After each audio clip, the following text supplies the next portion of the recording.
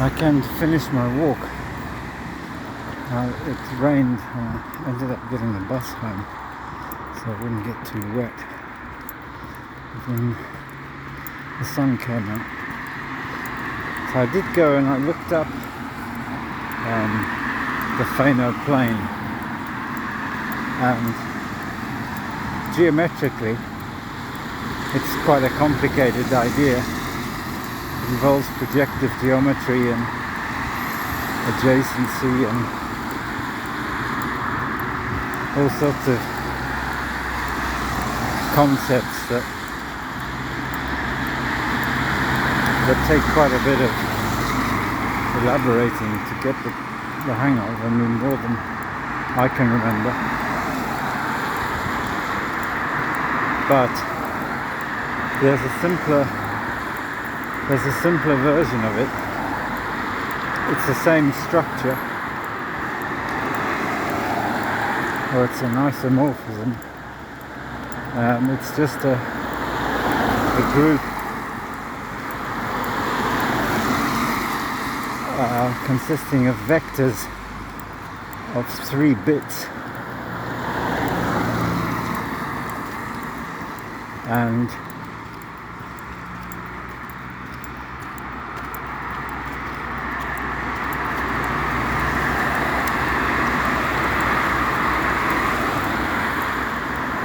they are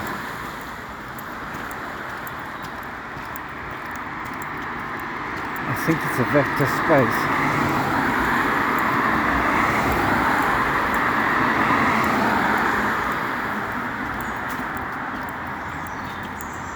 And that is what Daniel Tubinauer calculates in magma.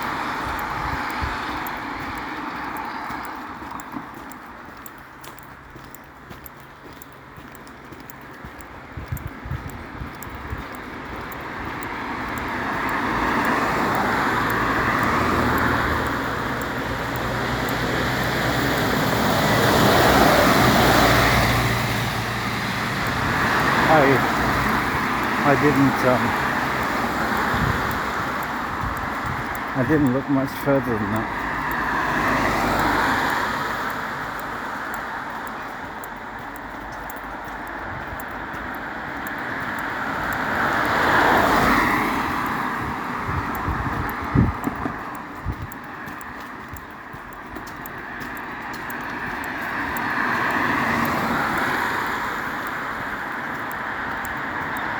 So I've got other things to say.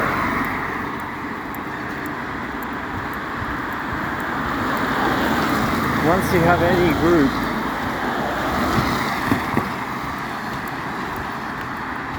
then you immediately have its automorphism group, which is much more complicated.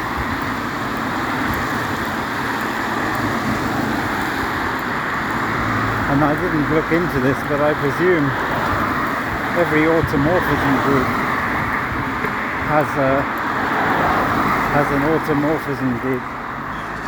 So they just stack up forever.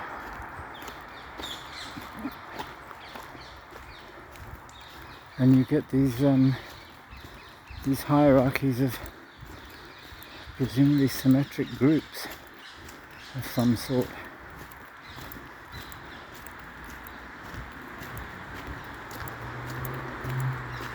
But they grow very quickly.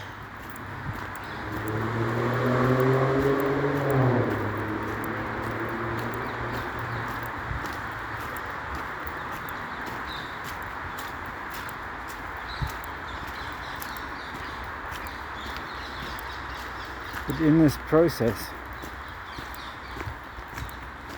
you generate these complex structures. And the thing with the phonoplane is that they have interpretations as finite fields or whatnot. And they're really the same thing underneath. All you need to represent that is a mapping from the abstract structure to some syntax, which is the language, and it could be the language of projective geometry, points and lines and adjacency, or it can be the language of permutations,